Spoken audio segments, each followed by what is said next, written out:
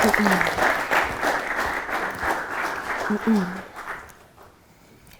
afternoon, ladies and gentlemen. Leader of the Barbados Labour Party, Mia Motley, QC, is Barbados' first female Prime Minister. MP since 1994, she has held multiple ministerial portfolios, including the post of Attorney General of Barbados. Having served 2 terms as the Leader of the Opposition, she won by a historic landslide in 2018, with the Motley-led Barbados Labour Party securing all 30 seats in the House, the first party to accomplish such a feat in the history of the country. Ladies and gentlemen, please join me in welcoming Prime Minister Mia Motley, QC, to the Oxford Union today.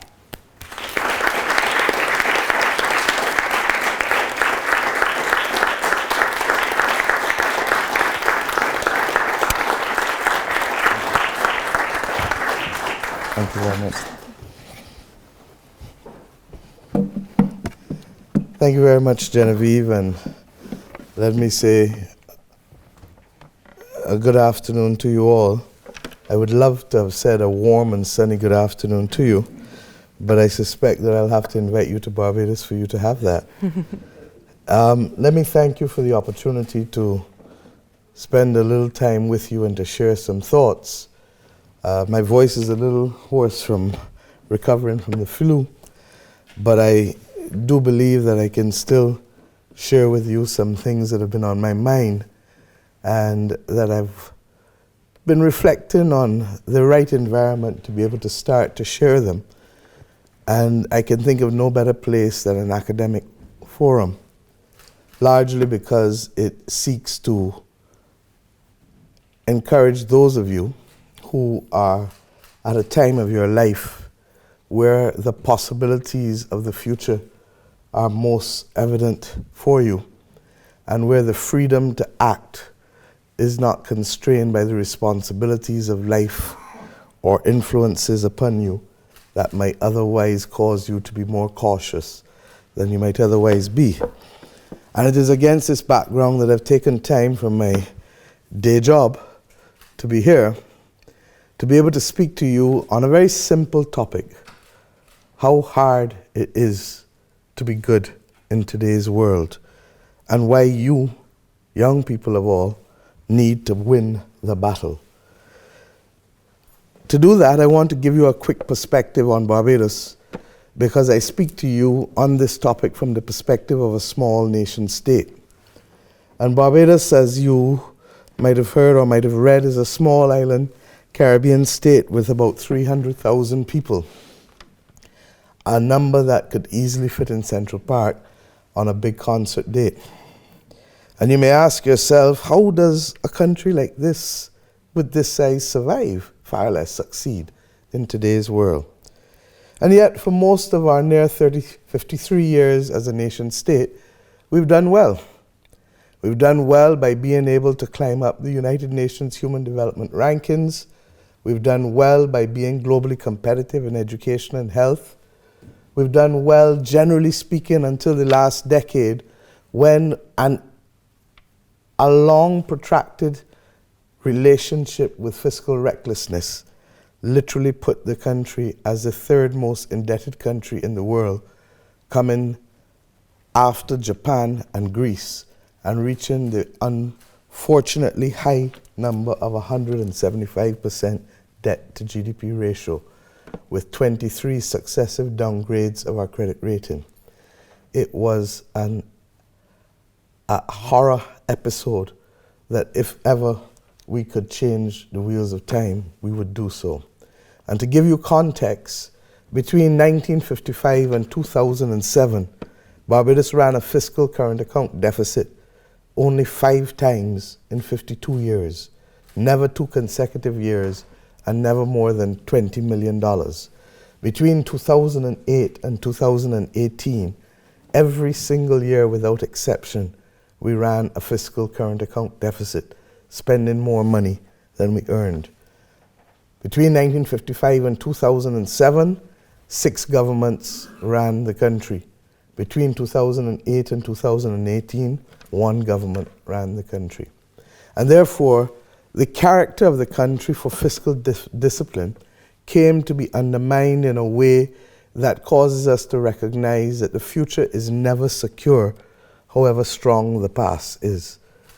that if you don't work to defend daily your future by protecting the present, you are at risk of losing it. And I don't think that I need to reinforce that point. For those who live in the developed world, particularly on the other side of the Atlantic, may well appreciate that no matter how many gains were achieved prior to 2016, one begins to wonder how you shall defend the gains of the past by the actions of the moment, particularly as we see trade wars and xenophobic comments being fueled on that side of the Atlantic. I start there because you have to have a real appreciation for what the last year has been for us in terms of needing to stabilize. And that kind of inheritance was one that is almost akin to a doctor having to stop the patient from bleeding before you could even begin to start the surgery. But surgery, nonetheless, is absolutely critical, because without transformation and without restructuring, it is not sufficient for us simply to stabilize the patient or to be able to ensure that we can build back as we were, but in today's world we need to transform. And we need to transform into a society that sets itself very simple goals, not that is bogged down with the ideology of isms and schisms, but that wants simply to create a population where people can be creative, confident, committed, caring, and where people at the end of the day can have clarity of thought as to where they need to go, and that they remain always curious. Because without curiosity, they are tempted to accept a culture of contentment that can literally destabilize them, and to begin to believe that life is meant simply to remain in one state all the time. On this mission, to create a committed, confident, creative, curious, and caring people, it means that a number of things have to start working. And the first of them is to protect the environment in which we live. And you ask me, why has she decided to talk about how hard it is to be good in today's world? Because first and foremost, it has become hard to protect the environment in which we live. First and foremost, it has become hard to simply get the message across that we cannot continue to accept that the world can see environmental degradation at the pace at which it is occurring and remain as silent observers. And what do I mean by that? We all know that the Paris Convention accepted that it would try to limit the change in global temperatures to 2 degrees. One problem for the rest of us who live in the Caribbean and in coastal states and in coral islands, that we need 1.5 to survive. So how does a global community set a target of 2 degrees in full knowledge that the Arctic and Antarctic summer sheets, Greenland, and the coral islands of the world will be challenged to survive in this world? And how do they do it against the background of knowing full well in 2017 that the ferocity of hurricanes has increased such that Dominica, within the context of 5 hours, could lose 226% of its GDP. Barbuda, forced to be totally evacuated, completely evacuated.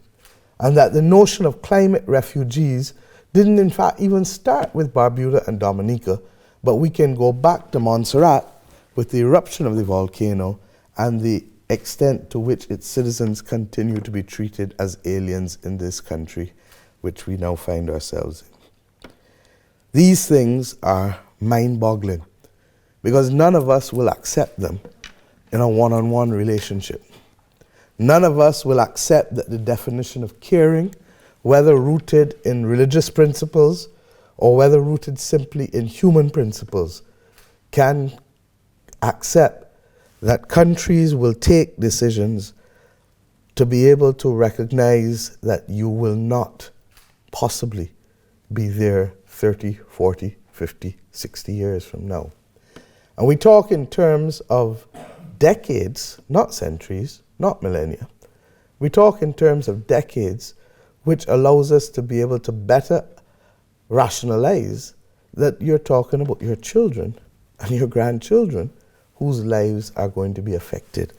But yet, it remains a difficult conversation because the global community, who is responsible, by the way, for the warming of the earth by the emission of the greenhouse gases in a way that our small states are not, refuses to accept two things. One, that the rate of change to be able to constrain the use and growth of fossil fuels has to be a major issue.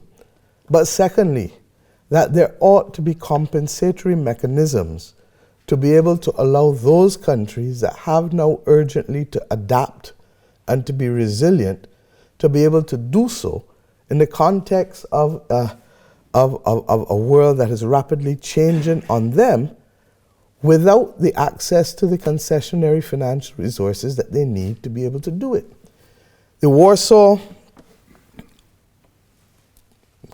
Climate Change International Mechanism for Loss and Damage is a misnomer, because at no time does it have a mechanism for funding compensation that allows the larger countries that have contributed to the environmental degradation that the world is now seeing in climate change to be responsible to the smaller countries that are on the front line of the battle.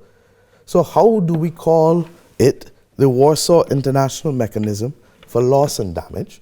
And how do we continue to preclude small states from being able to benefit in circumstances where the global dialogue has purported to support it?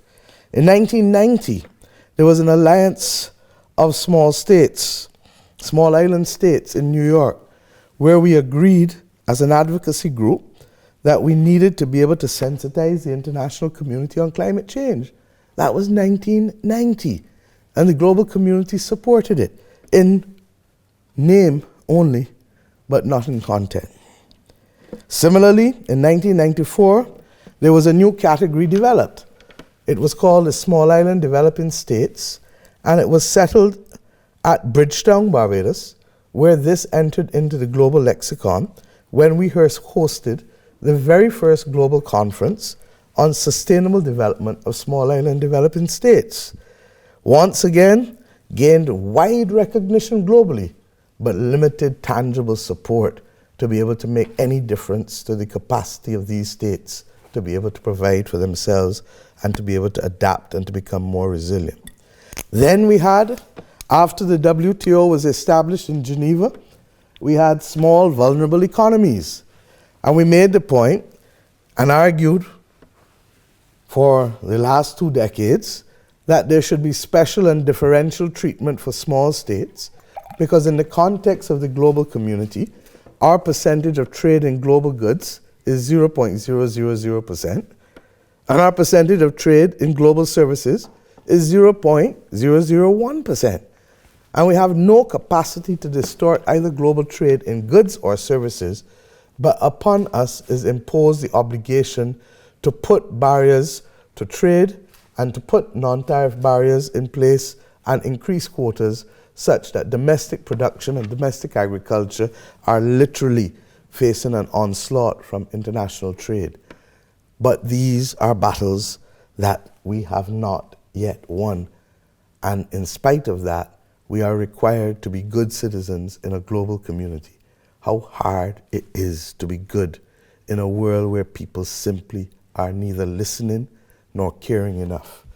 We have come to the conclusion that in very many instances the Caribbean, along with many other small island developing states, remain invisible and in some instances regrettably dispensable for too many persons within the global community. And if that were not bad enough, we go to what the world faces today. We live in a world that resembles more the last century in too many aspects than it does the last decade.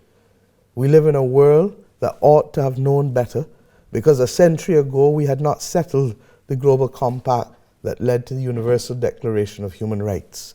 We live in a world now that finds it possible to be able to allow leaders to use language that literally stokes xenophobia and bigotry and racism in the worst possible way, in spite of the fact that we sit as colleagues at table, as peers at the United Nations, recognizing that we ought to be reflecting what that charter says, or as we say in the Caribbean, we ought to be walking the walk and not just talking the talk.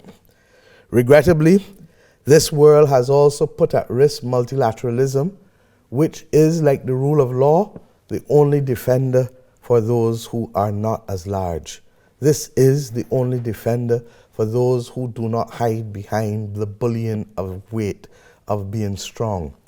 And to that extent, the failure of countries like the United States of America to want to nominate persons at the WTO to allow the multilateral trading system to have a dispute resolution mechanism that functions is of deep concern to us. The failure of countries to recognize that you can't simply designate a member of an opposition party that has not faced a particular election for a particular post to be president of a country, in spite of however bad that government is, are things that are of deep concern to us. The failure of the rest of the world to recognize that both the United Nations Declaration of Human Rights, the European Union's own, the Organization of American States, and all major international conventions speak to the precepts of non-intervention, speak to the precepts of respecting the rights of others, but yet the strong still dominate at the expense of the rights of the weak. We have to ask ourselves whether we want to resemble a century ago or a decade ago. These are the difficulties that we face as small states, because when we fail to adhere to the wishes of the mighty, then the consequences in terms of what we can access with respect to concessional funding or with respect to other benefits in the international community are literally withdrawn from us, largely because the power of the mighty is operating as opposed to the protection of the many through a multilateral system that is supported by the rule of law.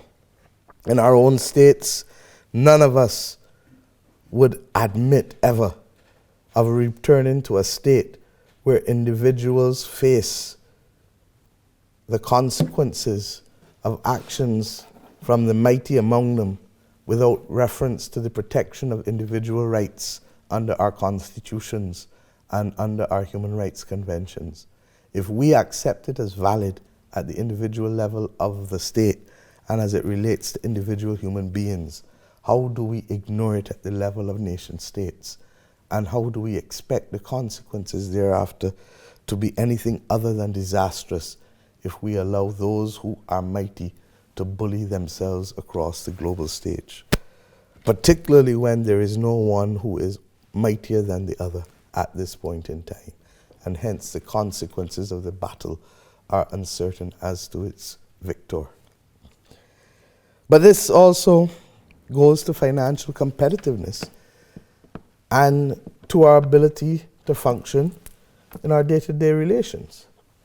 We live in a world today where we are liable to be named and shamed, not because we have done something fundamentally wrong, but because those who have the power to shout the loudest have the power to issue blacklists and grey lists and white lists, as if the colors matter and as if they have not learnt that the segregation of any human being by color and any country by color is antithetical to what is right about preserving the dignity of human beings. Our countries in the region have been subject to blacklisting with real consequences to insurance companies and banks having to make decisions about whether they will continue to operate within our jurisdictions, having to make decisions about whether they must move after decades of existence within particular areas. And in many instances, these countries of the region in the Caribbean were encouraged into financial services by the developed world, by former colonizers, when they felt that it was necessary for us to move away from agricultural commodities being the primary export earners of our countries. Most of us appreciated the call, and most of us transitioned, and most of us have done well, and the penalty for doing well is now literally to be blacklisted, because fundamentally it is first and foremost an issue of competitiveness. And why do I say so? We agreed that the United Nations ought to be the primary entity because of its inclusive nature. We then reluctantly agreed in 2008-9 that the OECD would become the global standard bearer for tax governance. It was not originally that body, but we agreed once it admitted of an inclusive process that allowed us to be at the table. For if we are not at the table, we breach the rules of natural justice, inclusiveness, and we literally are left out of the entire conversation. In spite of that, the European Union determined that irrespective of the fact that they are members of the OECD, that they too would develop their own mechanism for determining who was acceptable or not acceptable in their global tax practices conduct. And as a result, have taken to the task of naming and shaming, blacklisting, greylisting, and whitelisting, without reference to the fact that some of their own members are as guilty or more guilty of the practices for which they would wish to blacklist countries across the world. They name us as a low-tax jurisdiction. For those of you studying economics, I ask you, how can we be a low-tax jurisdiction when our tax effort is 29 cents in the dollar? We choose how we want to tax. We choose to tax wealth and to tax transactions. We choose not to tax corporation profits and income taxes at the same level. And ironically, we have a corporation tax that is still higher than Estonia. For ours starts at 5.5%. Estonia's is 0. But we are blacklisted and not Estonia. Such are the vagaries which small states face. And it is easy to say that you can fight back, but the bald reality is that in today's world, most people are only interested in 60-second stories, and most people are only interested in the voice of the mighty and powerful, or the voice of those who have become controversial. Such is our reality. How easy it is to try to continue to be good when we continue to want to tax according to the best precepts of taxation, that it should be certain, that it should be transparent, that it should be fair. That politically, philosophically, we choose to be able to tax assets and to tax transactions, tax consumption. We choose to recognize that in today's world, in the same way that over the course of the last 5 centuries, limited liability companies have changed their shape from joint stock companies to all forms and shapes of limited liability companies, societies with restricted liabilities, with the creativity of lawyers and accountants, the form of them shall continue to change. But in today's world, more than anything else, companies are geographically mobile. And the European Union continues to face that reality every day as they fight Amazon and Facebook and Google. But one reality that I believe we shall face in the next 20 to 30 years, and I may not be here, but you certainly will be to see it, is that I think that corporation taxes will become a thing of the past. And that not just Barbados or Estonia, but countries are going to force themselves to attach taxes to assets and to transactions, as opposed to geographically mobile companies or people that are more difficult to trace. Not every country has the might or the reach of a United States of America that can assert itself with extraterritorial jurisdiction when it comes to taxation or criminality. And then finally, there's the issue of who we choose to associate with internationally. We're now to be told that who our friends are should be determined by a small elite club, and that the notion of a non-aligned movement that existed decades ago should be a thing to be rejected. There's one problem. Our country became independent in 1966. And we, at our first address at the United Nations, had a Prime Minister who delivered himself of a comment that continues to inform Barbados' foreign policy 53 years later, that we shall be friends of all and satellites of none. Excuse me. The bottom line is that our interests are permanent.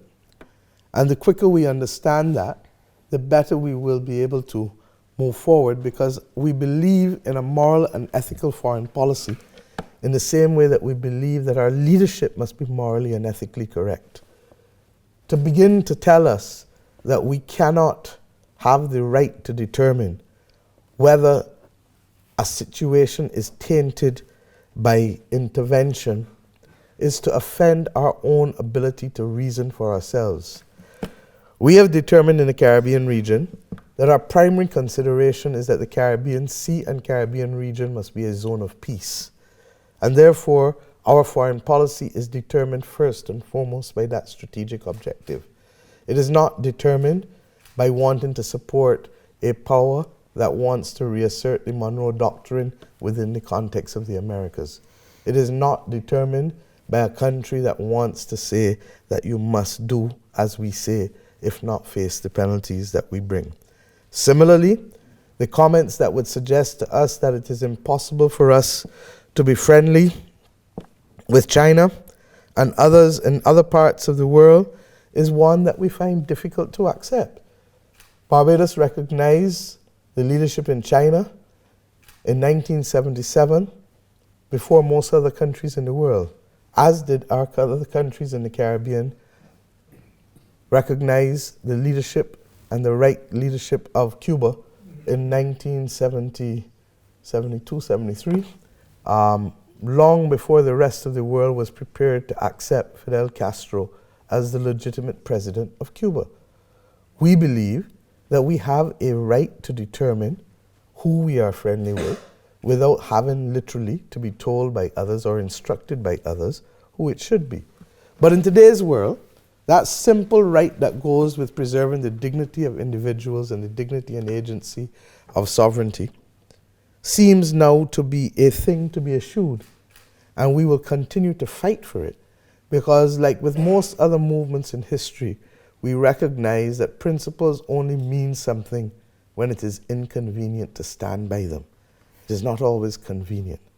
And at this point in time, the inconvenience cannot in any way compromise our commitment to the principles that we have stood for as an independent nation and will continue to stand for. Now, what does all of this mean for you? And why am I addressing these topics with you? Because I believe that the only way the world is going to see its way out through these difficult moments that will affect where you live in this world, how you live, and who you become is if we start to have an active level of citizen engagement that goes beyond democratic participation in an election every few years. In a very real sense, that engagement cannot be limited to referenda, as you are finding out here in England, but has to go beyond as well on fundamental issues of the kind of politics and the kind of policies that we want to see. Can you, in all conscience, accept that it is okay for the world to deem 2-degree change in the environment as an acceptable level of change when you know that there are millions of people who will be affected in this world through actions not started by themselves? Can you accept that the Caribbean region can be denied access to international banking relationships through the loss of correspondent banking because large banks in North America and Europe say that we are too small just to determine whether the risk is worth taking with respect to the assessment of who is compliant and non-compliant with respect to money laundering and counterterrorism financing, knowing full well that the major risks for money laundering and counterterrorism financing is still in London, Zurich, and New York, and not in our small states? Can you accept that it is okay for presidents and prime ministers to tweet and to stoke one another, to start trade wars, to begin to start wars that the real battle of which no one is speaking with respect to technology and 5G, that will begin to affect all of our lives in a way that we don't even begin to contemplate the consequences, but will learn simply about them long after they're affecting us? At what point does this generation stand up and recognize that it is not only the nation states that must seek now to preserve the good of humanity or the strength of the multilateral system that protects the weak?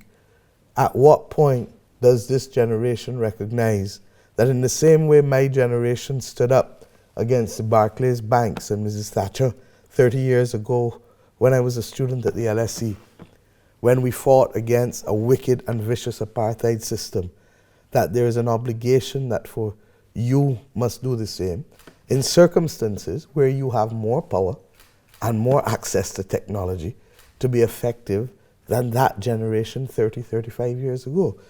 But you have the power of this. And you have the power to relate to anybody on this earth. The only thing you can't do is to hug them and kiss them. But you can communicate on a daily basis in circumstances which allows you to do that which those who form political parties in the first instance to be agents of change within the nation state could do, to be able to coordinate, coalesce, and organize, educate, and agitate. This is the mission, I believe, that is necessary across the world. And it is arguable that there are people like our own Rihanna and other popular citizens who will have greater impact in being able to fuel and frame the mores and actions of the citizens of the world simply because of their wide daily impact to millions of people across borders in a way that politicians and leaders or academic leaders will not have, largely because of our constraints within the nation state. I believe that there has to be a commitment to return to truly ethical political leadership. There are those who would have been aghast at what they saw happening in Europe in the 1930s and 40s, but they were not prepared to allow that to define themselves or to define the Europe that they wanted to build for the future. There are those of us who are equally aghast at what we see happening globally to our environment, to our rule of law through the multilateral system, to our ability to survive as small people, and we are not prepared to accept it.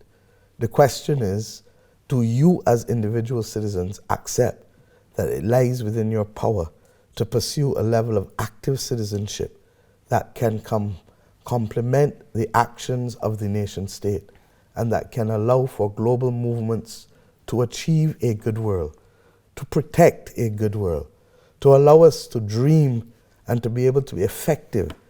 Do you accept that you can be that change in that world? I trust and hope that those of you who are here at the beginning of your adult careers will recognize that it lies to you to make that definable difference. It lies to you to be able to say that we are not prepared to accept that the future is determined by those who want to stronghold it or to protect the rights of a few. In speaking truth to power, you will have always to ask yourself whether you have the courage and the commitment to walk the walk or just simply to talk the talk. I say to you once again that principles only mean something if it is inconvenient to stand by them. But what lies at stake is simply too much because it affects how you live, who you are, and above all else, where we live. Thank you.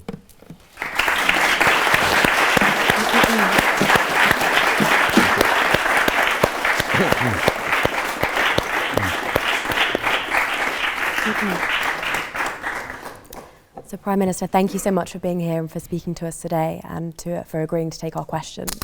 I wanted to start at the beginning. You talked about your time at the LSC. What activated your desire to get involved with politics? And when did you start to identify yourself as on the sort of left of the spectrum, of the political spectrum? That was long before I came to the LSE. I think we had the good fortune in a small state in Barbados to be exposed to persons who saw themselves very much in the vanguard of wanting to right the wrongs of centuries of exploitation and centuries of colonialism. And when you see the extent to which it is really a long mission to be able to turn back the clock on people who were denied rights that were peculiar to themselves, rights but property, rights within the justice system. The building of a nation state that has been a victim of colonial exploitation is a large and complex issue. And it goes from the intangible of understanding how you reverse the use of language, like the colors to which I just referred, black, white, and gray, where everything black is negative, to removing and returning to a right place laws that were intended to be exploitative and oppressive of a population, to opportunities for economic enfranchisement, because one of the clear problems is that you start with people who were denied access to property, and without access to property you don't have access to capital, and without access to capital you don't have access to growth. So all of those things would have conspired to give us a sense that as young Caribbean people we had a duty to play with respect to holding the baton in our part of a relay race. And I have no doubt that the relay race will continue long after I'm gone, because you cannot change centuries of exploitation within the context of 50, 70, or 100 years. And touching on that point of exploitation, you've talked a lot about the political and economic exploitation of small nation states by bigger players, like, for instance, the USA. But you also talked about the need to be moral and ethical in the conduct of your foreign policy as a small nation state.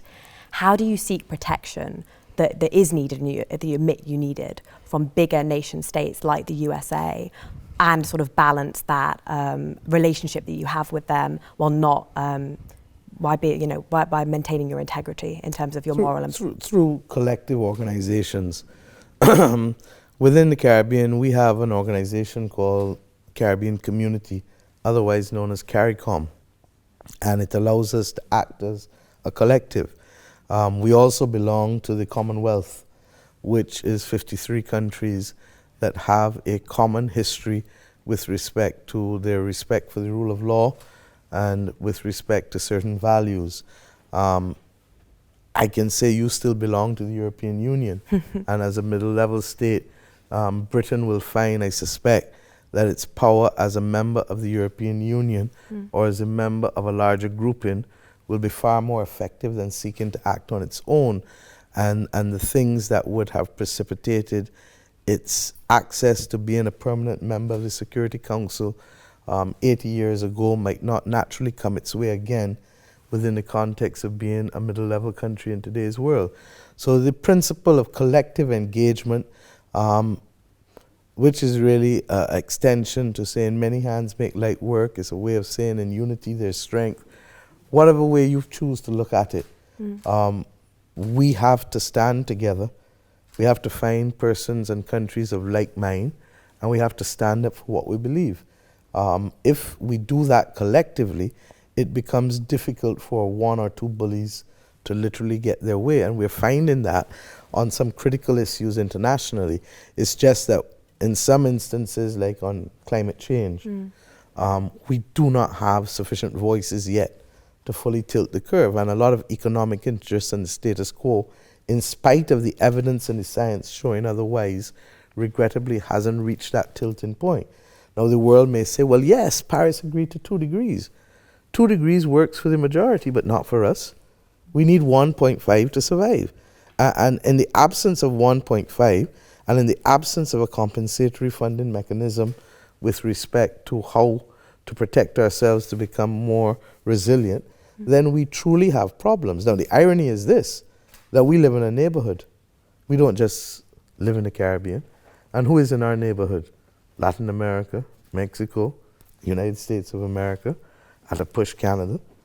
So that the neighborhood is always affected when the individual family or home is affected. Don't fool yourself. So that there's a level of short-sightedness with respect to the world's failure to appreciate what will be the consequences when our coral reefs are destroyed, when our sea levels rise, when hurricanes become more and more vicious and lead to a higher number of climate refugees. So you mentioned the Paris agreements, which have obviously been pulled out of by the USA, and you mentioned the European Union, which obviously the UK is in the process of leaving.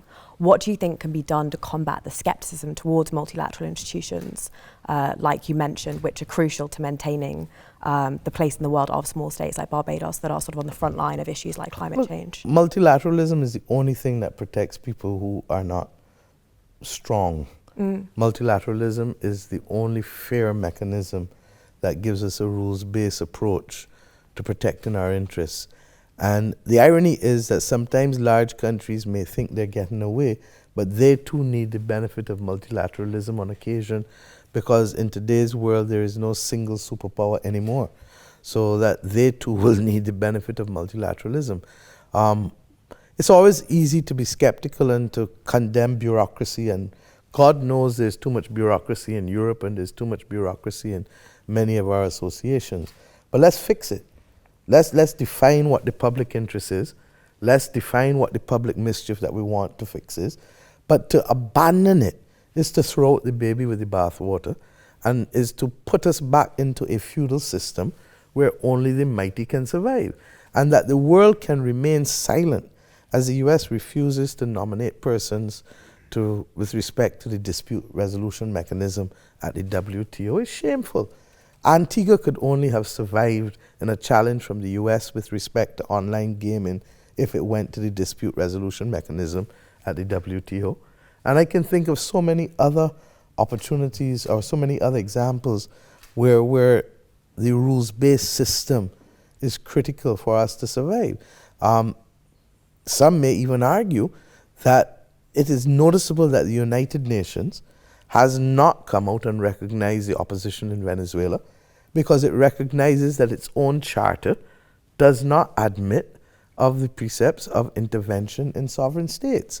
Now, other countries and some organizations have done it. But the bottom line is that you cannot, with impunity, seek to determine, I want Genevieve to be Prime Minister of England. Genevieve is president of what? Oxford Union? That doesn't allow you to make Genevieve the Prime Minister of England because the Prime Minister of England is doing a horrific job. There's still rules. And the bottom line is, at what point do we respect the rules? And I just use that as an example, not as a reflection of my view on the Prime Minister of England, who happens to share my birthday. So I wouldn't do that to her. And you talked a lot about the need to sort of educate, and for this active citizenship that you talked about, educate and agitate, I think is what you said. What can young people realistically do in the face of the challenges presented by things like climate change? You talked about your time at university and how you campaigned about the issue of apartheid in South Africa. What can young people in the UK and Barbados and across the world do to combat things like that? We saw what the secondary school students did in this country. You support that? Of course. People have a voice. And politicians, believe you me, listen to the population. They may not like you to know it, but they listen. And it is only mass-based movements that will shape the direction and force the direction of mass-based political entities. And to that extent, therefore, the voice of the majority saying, we do not accept this. We do not believe that this is the direction in which we should be going. It matters. And to believe that you don't have the power when you have this, you have technology that allows an amplification of your voice in a way that we didn't have 30, 35 years ago. And yet great movements still materialized and still caused action by being able to put pressure on a South African government that felt that for the first couple of decades that they could be insulated from it, or from the developed world that ignored initially the wishes of its population and said that it was okay for large multinational corporations to continue to do business in South Africa. When it became clear, then you saw tens of thousands of people on the street that this was not acceptable to the population of the developed world, you started to see a shift in the mores and a shift in the behavior of governments. But the environment is too, I'm not sure if you know of where in Mars we can go or where in Pluto, but I know, therefore, that in the absence of that, we have a date with destiny. And we need to be able to take action. The fact that this country and others in Europe may see elements of climate change with some flooding or maybe a little colder weather or a little warmer weather still makes it a little distant off for you here. But for those of us in the region who see the ferocity of hurricanes, I get nervous anytime I'm asked to commit to a date or an appointment in September of every year. Because within 48 hours, our whole existence can change in island states in the Caribbean. And similarly in the Pacific. So just to finish, before we move on to questions from the audience, you're the first woman to hold the role of Prime Minister of Barbados. Do you think this has shaped the way that you do politics or maybe the way that you perceive politics? Or do you think this just happens to be sort of moving with the I time? don't know, because I was never a man. But do you think being a woman maybe in an atmosphere that was traditionally more male dominated, do you think that changed the way that maybe you approached politics, the way you did it? I think that I am open and carry the criticism well of those who say that she cares too much or that she talks about things that are really more reflective of individuals or the household, largely because I believe that the nation state is a collective sum of individuals. And if we don't recognize that the largest oak tree starts with being the smallest acorn, then we don't understand how to effect change. In my country, there's a saying, and I shared it with your Vice Chancellor today, that one blow is kill old cow. That one blow at a time, you can effectively secure change.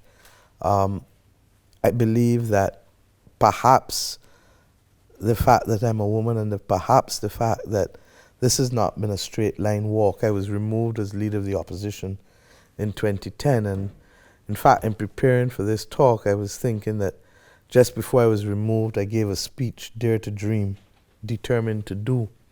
And it really was what I want to leave you with, because I want you always to dare to dream, but always be determined to do, because dreamers don't have the requirement of having to govern sometimes, but those who govern have not only the ability to dream, but have to make decisions and to do.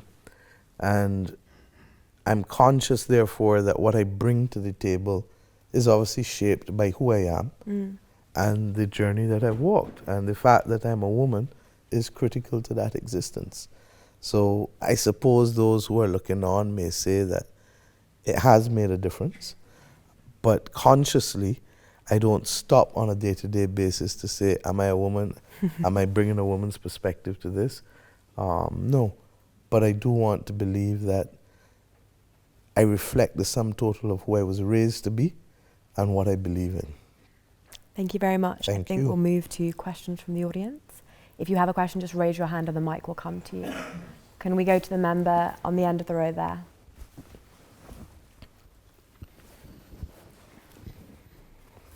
Good evening. Prime Minister Motley, I just want to say what an honor and blessing it is to see you in this space. My name is Chloe Walker. I'm a Barbadian student here at Oxford.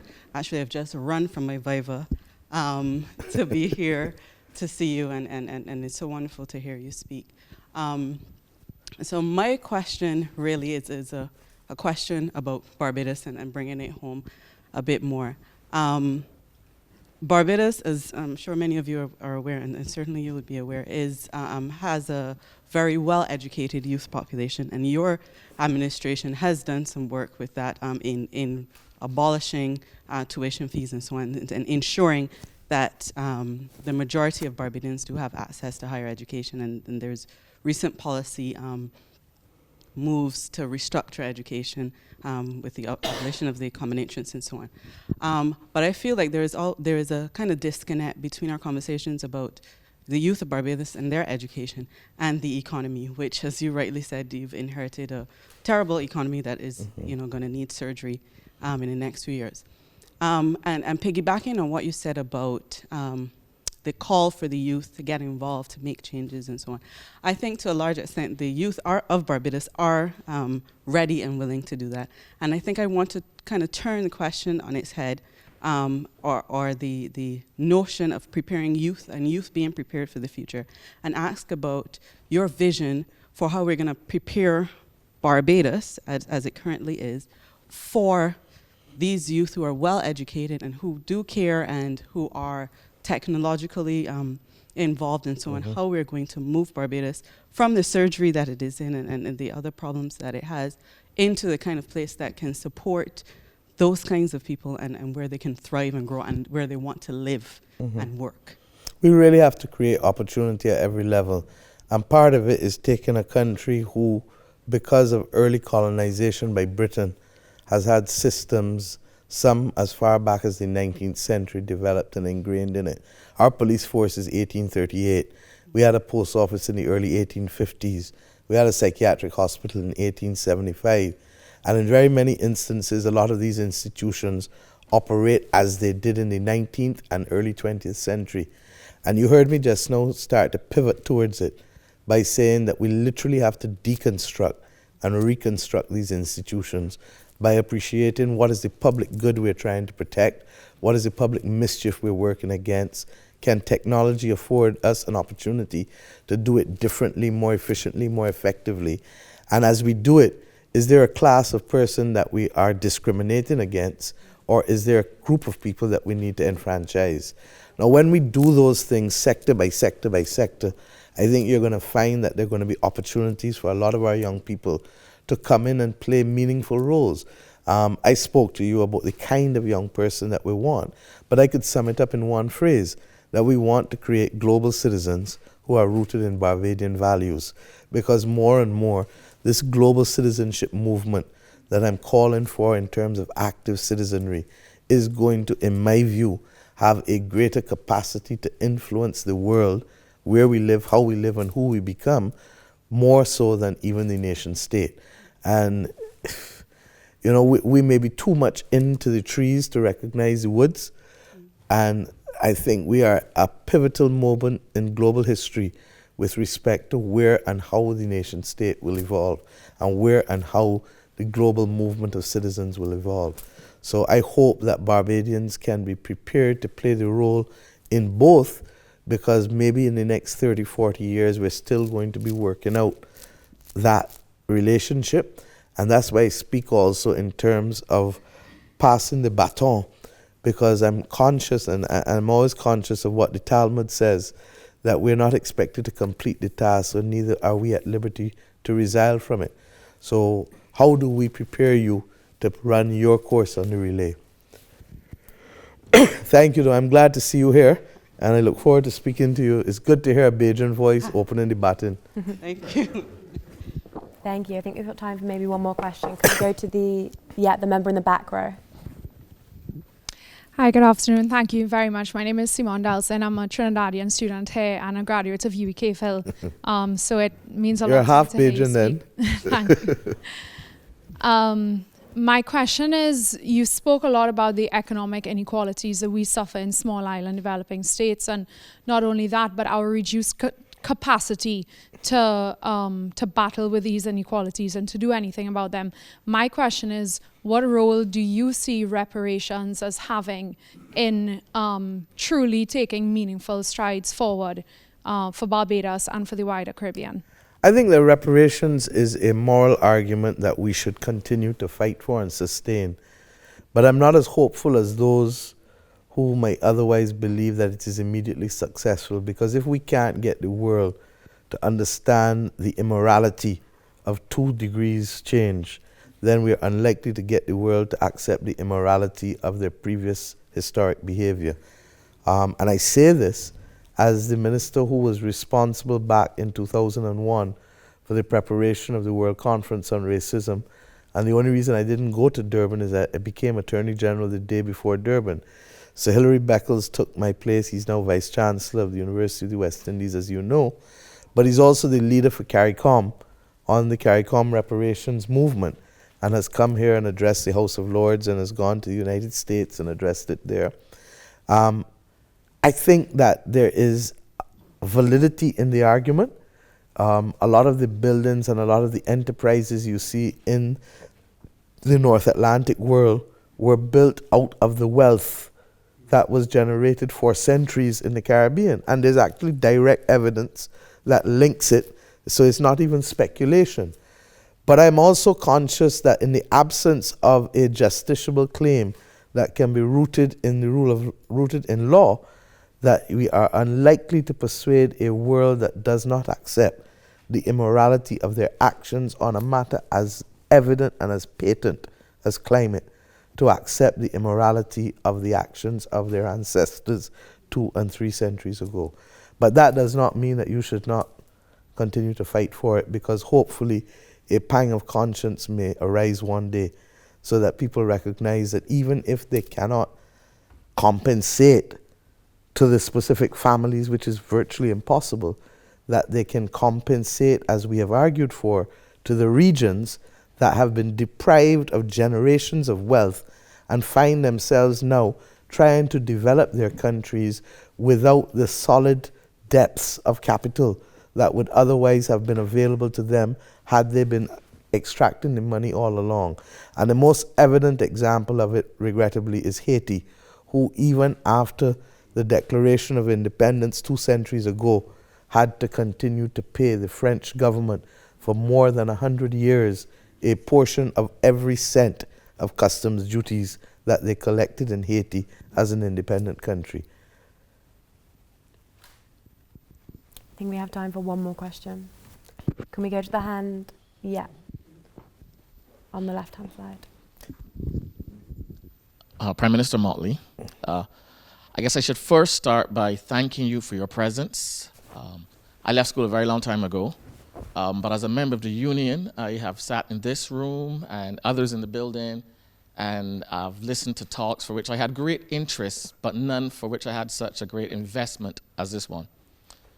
Second, I want to say thank you for your leadership, and not just your leadership broadly, for our country at this time, but specifically for activating or giving voice to something that I've felt in the 24 years since I left Harrison College, to one of the most untapped resources that we have, which is the global, you talk about the global citizen with Barbadian values. And I can see it in evidence in your March speech when you talked about Carlton, Cummings. So about 18 months ago, I was at the Grantley Adams Memorial Lecture at the Grand Salle, and I asked the last question then about innovation, etc. And to see, for the first time, I believe, the reality that it is possible for the Diaspora Bajan to participate actively in our local condition. And that brings me to the question. And the question more is to turn it around to say, what is it that you would have us do? And people like myself, I'm now, like Carlton, the founder of a battery company in the energy space and so on, and high technology startups. And there's a whole network of us out there, but what would you have us do, and how would you activate us to be aligned with your direction and to accrue to the benefit of Barbados specifically? How would you have us, and what would you have us do? First thing, I need to know who you are and where you are. Oh. And we need to be able to gather that data quickly. Secondly, I need us to recognize that our mission is a common mission to make not just Barbados, but the CARICOM region the best that it can be, to reverse what is decades of anemic growth, and to allow us to be able to drive the growth within our region by advancing, one, those who can make a definable difference with their investments, 2, creating new instruments to pool capital so that we're not as dependent only on foreign direct investment, and 3, being able to pool the human resources that we have in a more meaningful and strategic way. I think that right now there is what you would know in Barbados we call a scattershot approach, rather than a laser-like mission on which we are all bonded together. So that is part and parcel of the reason why I am traveling within the diaspora, to begin to excite persons with the possibilities and the opportunities that are available to people like Carlton and yourself and other Barbadians, and to restructure how the Ministry of Foreign Affairs, my Minister of Foreign Affairs, Jerome Walcott, is here, and how I've called it Foreign Affairs, Foreign Trade, and Diasporic Relations, because in the same way that the Israeli state determined that Jews matter wherever they are, I am simply saying to Barbadians, wherever you are in the world, you have to pursue active citizenry of the nation state, but also of a global citizens movement, because in a very real sense, what we stand for as a country literally reflects the moral and ethical issues of our time, and to that extent, we can unite with those of similar values and similar purpose across the world. So I look forward to your engagement and working with us. Definitely, thank you. Genevieve, I feel a little unfair that we've only heard Caribbean voices, so if there's anyone not from the Caribbean who wants to speak, I'd more than like to hear them, please. Should we take one last question? We've only got time for one more, but the member in the front in the red cardigan. Those who I haven't answered formally here, I'll answer on the way out. Thank you for coming today to speak. I got a great opportunity to visit Barbados last spring as part of a geology trip. We were there for a week and went throughout the country at the different spots. Thank you. And it was fascinating, especially because there's so much a geological history of all these, and we were basically sometimes we would stand by the highway and look at all these fossils there, tens of thousands of years old. And I was wondering, someone growing up in Barbados, if you had any sort of highlights and favourite spots of Barbados, and also on a little bit more ecological point of view, and also related to climate change. Coral reefs are very much in danger in Barbados. I mean, bleaching and all these other things that before we went we learned about, and then we were there, we were able to see the kind of, the mass amounts of bleaching and other damage. And how do you see that going forward as well in the decades ahead? Firstly, a favorite part of my island is the East Coast, which is actually Bashaba, and that's the Scotland district of the country, which ironically, geologically, you might have learned, has a clay formation as opposed to the Coral Island formation of the rest of the island.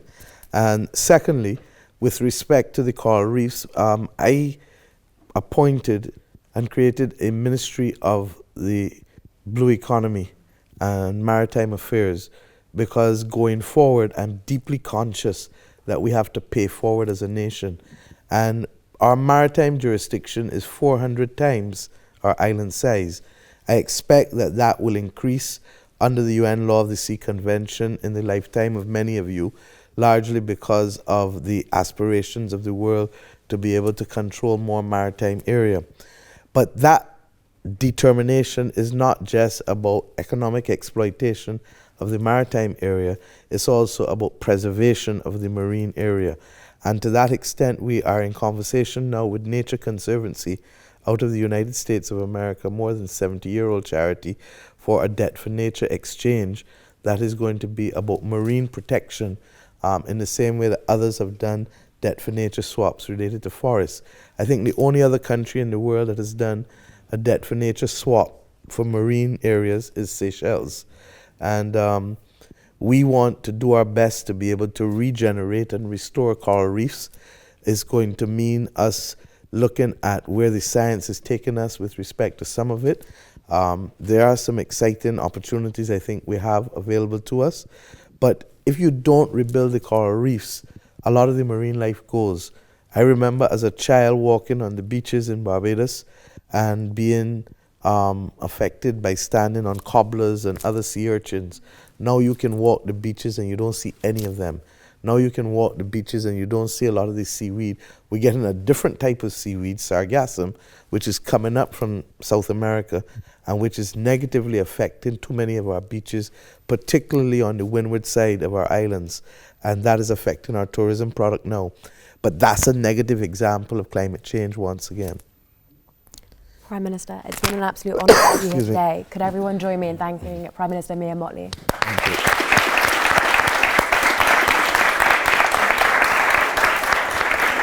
After you. Thank you.